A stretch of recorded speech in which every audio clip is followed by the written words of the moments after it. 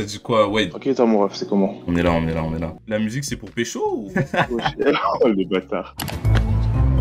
Là. Les gars, je vous arrête parce que c'est passé une dinguerie. Au moment où vous regardez cette vidéo, Wade est vice-champion du monde de Dragon Ball FighterZ. Il l'a fait. Il a écrit son nom au panthéon des joueurs du jeu de combat français. Quelques jours après l'interview, il a performé d'une façon exceptionnelle. Vous avez le contexte, je vous laisse profiter de l'interview. Première question. Pourquoi Wade? De base, tout le monde pense que c'est à cause du joueur de basket parce que je suis le basket aussi. Genre moi, c'est parce que je suis un grand fan de Marvel. Et mon perso préféré de Marvel, c'est Deadpool. Et son blaze, c'est Wade Wilson. J'ai kiffé son blaze et j'ai dit bon, ça fait Wade. En plus, ça fait Dwayne Wade en même temps. Vas-y. Ah ouais, non, c'est toi le troisième Wade? Ah ouais, tu connais. Je suis obligé de faire une rencontre un jour avec Dwayne Wade. Monsieur Wade, comment t'es arrivé dans les jeux de combat? On va dire c'est la voie classique, hein. C'est le grand frère qui m'a mis dedans. J'ai regardé mon grand frère jouer aux vidéos quand j'étais petit. Et du coup, vas-y, tu connais, moi j'ai kiffé mon bail. Et depuis ce jour-là, j'ai commencé à bien aimer tout ce qui était jeu de combat. Et en grandissant, je me suis rendu compte que j'avais une certaine facilité à apprendre, surtout tout ce qui est jeu. Donc j'ai commencé à jouer à d'autres jeux de combat. Surtout Mortal Kombat, j'ai commencé à vraiment me tuer online.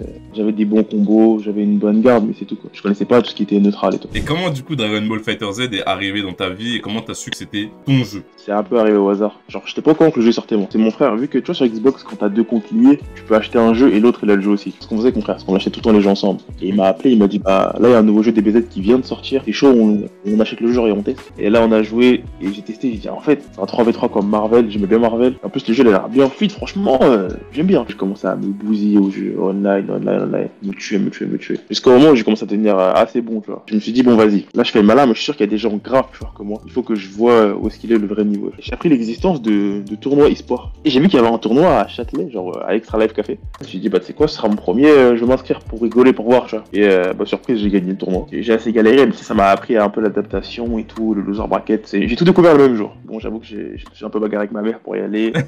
Les parents ils s'inquiètent toujours au niveau de l'e-sport. Et gros, j'ai trouvé des strates de fou pour continuer. J'ai vu que de base je voulais être ingénieur, je me suis rendu compte que c'était archi pas ça que je voulais faire. Mais au final, j'ai laissé ça dans la tête de mes parents. J'ai dit à ma mère qu'il me fallait un PC pour pouvoir faire mes études d'ingénieur et tout. Ah toi t'es un vrai bandit. Mon gars, il y avait pas le choix, je devais trouver des strates. Ce que j'ai fait, c'est que j'ai choisi une école en études sup bien loin de chez moi pour avoir un appart tout seul. Et au final, bah grâce à ça, bah j'ai eu mon appart dans le 91 et je pouvais aller au tournoi quand je voulais la semaine. T'étais vraiment investi pour le jeu, pour la compétition au point d'aller avoir ton appart. Franchement, je me suis dit, il faut que je teste quelque chose. Et au final, bah je commençais à aller dans les vrais tournois avec les tops et tout de la communauté. Je jouais sur PC, c'était vraiment pas le même niveau, rien à voir. Bah c'est là où j'ai commencé à vraiment kiffer en fait. Et ça a été quoi ton premier gros tournoi du coup? Mon premier gros tournoi, ça doit être l'UFA je pense. On était vraiment beaucoup de monde, il y avait des tops qui venaient de l'étranger. Et là pour mon premier major, j'ai fait 33ème. J'étais assez satisfait parce que j'avais des bonnes wins contre des mecs qui étaient assez chauds. Mais j'avais surtout appris énormément. Puis j'ai friplé avec plein de gens. J'ai appris plein de nouveaux persos, c'était grave intéressant en fait. Comment t'as vécu un peu ces débuts-là? C'était quoi tes objectifs? Comment t'as concilié l'école et la compétition à haut niveau? En vrai, l'école, j'aime bien, mais vas-y. Moi, je sais que plus tard, je serai pas en mode métro boulot dodo. Ouais. Donc au final, je fais des études et surtout bah, pour avoir un backup, tu vois, parce que dans la société, t'es obligé d'avoir des diplômes. Et aussi pour les parents, tu vois, comme ça, ils sont rassurés, il y a pas de galère. Mais en fait, ce qui s'est passé, c'est que bah, tu vois, j'ai commencé à faire des tournois et j'ai appris que tu pouvais voyager en faisant des tournois. Je commençais à apprendre comment progresser. Jouer avec des meilleurs joueurs que moi. Et en fait, mes objectifs au début, ils avaient rien à voir. Mon objectif, c'était juste de mettre le meilleur hit de France. Il y avait Obi en Europe qui était connu, et en France, il y avait surtout Black Shazam. Et du coup, ça a vite créé une rivalité entre les deux. Ça commence à parler sur Twitter et tout. Hein. Et on a dit, vas-y, tu sais quoi, on va régler nos comptes au tournoi de Flash No. Ce tournoi-là, j'ai gagné aussi.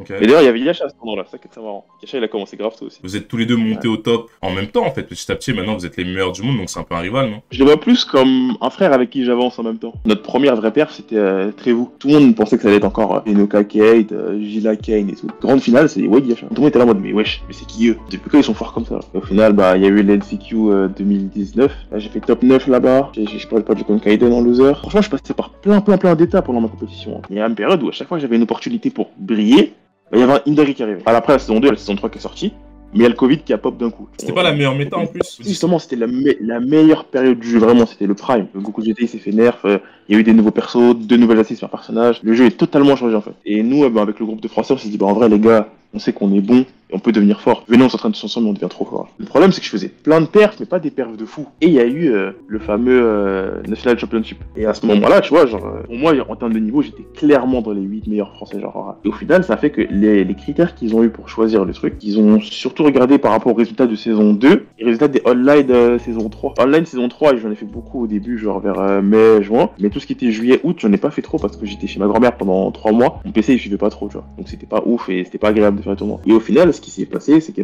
malheureusement, j'ai pas été pris. Comment t'as géré toutes ces étapes-là mentalement? Au début, c'était j'essayais un peu, tu vois, de relativiser, de me dire, ok, si je dois passer par là, c'est pas grave, je passerai par là. Et après, il y a un truc qui s'est passé, c'est que tu vois, quand je t'ai dit qu'on a réglé nos comptes avec Shazam, là, autour de Flashno, c'est la première fois que j'ai rencontré Flashno, en fait. Et on a accroché direct, genre, on a eu un feeling de fou. Et en fait, depuis ce jour-là, c'est un peu devenu mon mentor. Dès que j'avais des doutes ou des questions, c'était souvent lui qui me remettait dans le droit chemin. Je trouvais quelqu'un qui me ressemblait et qui arrivait un peu à m'aider, à me guider dans ce milieu-là. Ça m'a beaucoup aidé. Et aussi, ce qui m'a aidé, c'est qu'avec les autres tops, on n'était pas juste des tops, on est vraiment tous devenus potes, en fait. On s'est tous poussés l'un l'autre. C'est une des raisons, en tout cas, pour lesquelles, selon moi, vous êtes les plus forts du monde. Qu'est-ce que toi, tu penses du jeu, des différentes métas? Ça a été quoi tes métas préférées? On a eu 4 DBFZ. C'est pour ça qu'on dit 4 saisons. La saison 1, c'était un peu à la découverte. Tout le monde trouve des trucs cheatés, t'as 10 ou 15 persos broken dans le jeu. Il y a eu pas mal de patchs quand même. Saison 2, c'était encore la découverte d'une nouvelle tech, sauf que Alioun, il a trouvé une tech, on appelle le fusil, qui a rendu le jeu très one-sided. À cause de ça, toute la méta a été orientée autour de fusils et des snapbacks, qui rendait le jeu vraiment pas très très drôle. La transition pour saison 2, saison 3, j'imagine ça a dû être une dinguerie. En fait, le truc, c'est surtout qu'ils nous ont dit, on va pas faire de patch pendant 1 an. Donc avant de sortir ça, ils nous sortent Goku GT. Et au final, on s'est adapté. On a dit, ok, au final, on se rend compte qu'on est obligé de jouer GT, sinon on joue pas. Et ils annoncent les passes saison 3, parce que c'était par saison qu'il y avait les personnages. Sauf qu'à la fin, ils nous sortent une petite vidéo, voilà, saison 3, on a un patch, il y a beaucoup de changements. Et là, on regarde le patch. Le jeu, il n'a rien à voir. Chaque personnage veut avoir une assist, au final t'en as 3 maintenant. Avant t'avais les persos qui n'étaient pas joués parce que leur assist était éclaté au sol. Maintenant, tu peux jouer le perso parce qu'il y a une assist différente qui passe mieux en fait. Après ça, ils ont tout viré et c'était un jeu de fou furieux. On va dire sur les 8 tops français, personne n'avait la même team. Tout le monde avait un truc différent. On était très très bien, sauf que là, comme d'hab, ils ont encore déconné. Ils ont sorti Goku 8. Ils cassent littéralement le jeu. Lui, il avait tout en même temps. Il avait un dragon, un mouvement 4 frames, une relevée spéciale. C'était le seul à avoir ça dans le jeu. Il dominait totalement le jeu, c'était absurde. Mais ce qui était marrant, c'est que vu qu'il y avait Covid et que chacun jouait dans sa région, ça crée un peu des rivalités. Et là, c'est parti d'un bif entre deux mecs. De Faulty, un joueur américain qui disait que Alioun c'était personne. Alors qu'Alioun c'était un ancien pro en France. Et le fait qu'il disait t'es un nobody, c'était trop marrant. Et t'as Obi, l'autre joueur de Hit en Angleterre. Il a dit vous savez quoi? Là, je pense que la France, ils vous éteignent.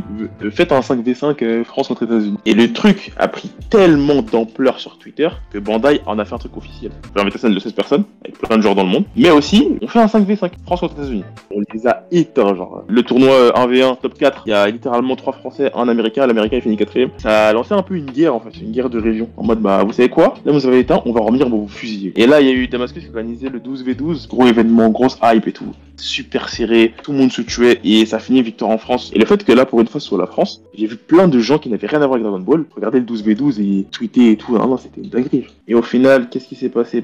Ils ont sorti un autre patch. Maintenant, pendant tous les coups spéciaux, tu peux tag ton perso pendant le coup spécial. Ça a vraiment tout changé en fait. Et un jour, Bandai, ils ont voulu nous tuer. Ils ont dit, écoutez, ils nous disent, c'est bon, il n'y a plus de perso qui sort dans le jeu. On dit, ok, c'est Gogeta Cash, le dernier perso du jeu, mais vas-y, les fusions, elles commencent à être un peu trop forts. Faut les nerfs. 4 mois après, t'as le L-Word qui a pop. Lapcote 21. Le personnage le plus broken que j'ai jamais vu de tous les jeux de combat, frère. Chaque touche qu'on avait, peu importe si la côte est sur le terrain ou pas, on pouvait trouver un moyen de ramener la côte et de faire sa chope spéciale. Sauf que sa chope spéciale, elle t'enlève 21% de dégâts pendant toute la game. Ça veut dire que même si la côte meurt, t'as quand même 20% de dégâts en moins. Genre on t'enlève des dégâts. Il n'y a pas que ça le problème. Genre, elle a 2 moves spéciaux. La toupie qui monte, elle est frame 1 entière. Et dès que tu manges la toupie, ton perso il explose. Genre tu peux prendre 100%, tu peux mourir. La toupie qui va vers l'avant, elle tape devant et derrière. Donc si tu fais un keyblast, parce que la toupie elle anti-keyblast, sinon c'est pas marrant. Donc même si tu vas niche, elle te rattrape derrière et te ramène devant. Et après tu manges 80% de dégâts. Pour ceux qui comprennent rien, en gros, vous voyez une carte de Steve, la même chose en plus fort. Que ce soit américain, japonais, Europe, ils ont tous dit, mais qu'est-ce que c'est que ce personnage? Et après, on a commencé à faire des tournois, nanana. Moi, comme d'hab, je voulais faire un mec différent. Je vais gagner sans elle. Bingo, je suis allé à New York.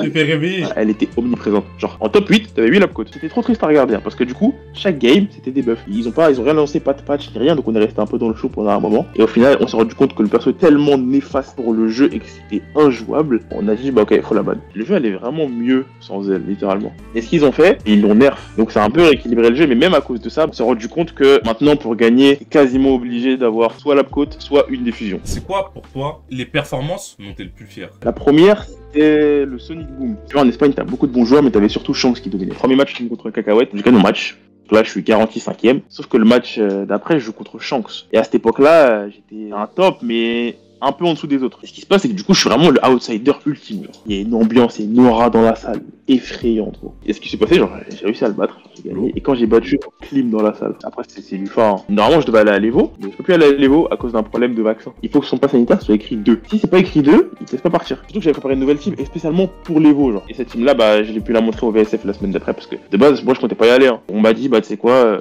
gros, il y a un event en Angleterre. Et voilà, j'ai continué à voyager. J'ai l'impression que ces derniers mois, t'es en mode, tu peux battre tout le monde, tu peux faire n'importe quel perf, tu peux gagner n'importe quel tournoi. Je pense notamment à ton UFA où t'as été le Français qui a le mieux performé. Qu'est-ce qui a changé ces derniers mois? C'est surtout en termes de confiance en soi. Moi, je suis un mec qui réfléchit trop. Pour tout dans la vie, genre. Et tu sais, dans ce jeu-là, le problème de Dragon Ball, même si t'as le même niveau, juste parce que j'ai eu raison partout, je vais t'exploser, genre. Tu vas peut-être même pas me toucher dans la game. Et ça m'a pas mal atteint. Surtout bah, que moi, mon training partner, c'est Wawa. Ça veut dire que, vas-y. Faut être solide. Mais souvent, quand tu manges des sessions de 13-0, t'es à bout, frère. Un peu plus. Mais le fait que ce soit mon training partner, bah, ça m'a entraîné un peu à me faire fumer. Et moi, dans ma tête, peut-être je perds contre lui, mais c'est le meilleur joueur du monde, donc non, je perds pas contre les autres. Au début, on va dire, je lui prenais 4 games. Maintenant, j'en prends 10. Maintenant, j'en prends 20. Tu vois, je fais que step up, step up, step up. Et le fait aussi que je me rende compte que, bah, même s'il mettait des scores de fou, je l'ai quand même battu en tournoi. Je me suis dit, mais ouais, en fait, je suis capable de tout faire. En fait. Le moment où je jouais Ultra Instinct Hit et Kefla, je faisais partie en Europe des 2 teams les plus détestés d'Europe. J'avais une team trop cancer et un game plan trop cancer que je maîtrisais de ouf. Et ça m'a trop fait step up, en fait. Même si je joue des persos craqués méta, je suis bon avec. Mais je suis bien plus fort quand le personnage correspond à mon game style. Et aussi, j'ai compris comment être fort en tournoi. Faut jouer en battant les rangs. Pour moi, l'UFA, c'est juste, vas-y, comme ça, genre, un tournoi un peu. Vu que c'est des potes qui organisent et que c'est en France, vas-y, je suis obligé de le faire, tu vois. J'arrive à faire me qualifier en top 8 vraiment sur le fil. Et Kane, je le bats, tout en jouant tranquillement parce que bah j'avais déjà fait ce que je voulais faire top 8. Et là, derrière, bah j'enchaîne, Seiyan, Goichi, Obi Assassin. Moi j'ai toujours dit, hein, le travail paye, hein. Peu importe le domaine, le travail paye toujours. Moi je suis parti de tout en bas, j'étais éteint au début, je fais que bosser, et voilà, maintenant ça a fonctionné. Il y a beaucoup de gens qui se plaignent en mode ouais, lui il joue juste des meilleurs persos, ouais, lui il est juste plus talentueux. La première question que tu dois te poser c'est est-ce que t'as plus bossé que lui? Pour moi le talent existe, mais c'est un petit facteur en fait. Ça va pas déterminer ton avenir parce que t'as pas de talent pour ça, bah tu peux pas le faire. Le problème c'est qu'il y en a plein qui travaillent beaucoup, mais qui travaillent pas de manière efficace. Moi je sais que les autres jeux de combat, je serais peut-être pas aussi fort que Dragon Ball, mais j'aurais quand même un bon niveau, juste parce que j'ai la méthode d'apprentissage. Tu regardes tous les top DB, on est tous à 5-6 000 heures minimum. Hein. Wawa, il tuait déjà des tontons sur coffre, des grands pères de famille. Hein. Il les allumait, il avait 11 ans, gros. C'est beaucoup d'entraînement, même s'il a beaucoup de talent, vraiment, ça peut le retirer. Il a un talent de fou, mais il a commencé très très tôt, et ça lui a donné des facilités pour plus tard en termes de jeu de combat. Tu vois. Un truc aussi qui joue pas mal, je pense, c'est qu'il faut de l'ego. Il en faut pas trop non plus, parce que le fait d'avoir trop d'ego, c'est-à-dire que tu te remets pas en question. Ne pas te remettre en question dans un truc compétitif, force à toi. Hein. Tu vas tomber contre des mecs qui, eux, se remettent en question et ils bossent de la bonne manière, ils vont t'allumer une dinguerie. Avant de parler du fait que là, t'es aux États-Unis pour les LCQ, pour le tournoi Last Chance pour participer au World, je veux que tu nous parles de ta nouvelle team e-sport. C'est pas une structure, c'est ça qui est marrant. C'est que de base, c'était juste un concept un peu marrant entre les deux. NSXC, ça veut dire quoi? Ça veut dire No Soul X comportement. Ça, c'est 2 notions apportées un peu par chacun. Genre White Black, lui, il parlait beaucoup de l'école du No Soul, un peu la manière de jouer que les persos broken, d'avoir de l'ego pour continuer à avancer. Et au final, ils ont pris leurs 2 gimmicks, ils les ont associés en un seul blaze, NSXC. Et pour eux, ils vont juste faire un délire en mode.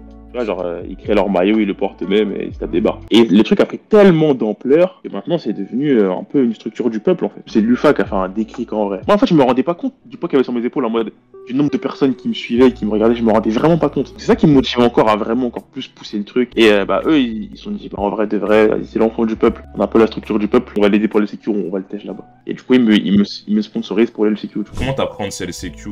Quoi ton objectif vis-à-vis des Worlds? Tu vois, ces dernières semaines, j'avais changé de team un peu, genre j'ai pris une team un peu plus méta. Et au final, bah là, je l'ai testé en arrivant aux États-Unis, elle fonctionne, mais elle fonctionne pas au top niveau comme ma main team. Et le pire, c'est que tu vois, dans ma tête, je me suis dit, mais purée, ça fait 2-3 semaines que je me prépare à mort avec l'autre team. Et je me suis rendu compte que ne pas jouer ta main team, ça te rend plus créatif parce que je suis pas en autopilote. En fait, moi, c'est le World Tour que je vise pas les LCQ, je vise le World Tour directement. Je vais quand même tout donner pour vraiment me buter au LCQ pour avoir ma chance. Moi, je vais prendre chaque adversaire comme si c'était mon pire ennemi, je vais tout donner à chaque match. En dehors des LCQ, du coup, pour ces World Tours, c'est qui, bah, du coup, les joueurs qui peuvent te poser problème selon toi? Pour moi, les plus gros problèmes, Yasha, Kane, Obi, je pense. Parce que, bah, en fait, c'est ceux qui connaissent mon perso. Donc, forcément, ils sont plus habitués à jouer contre moi. Dans tous les cas, là, j'ai peur de personne. Là, y a pas de. Y a personne.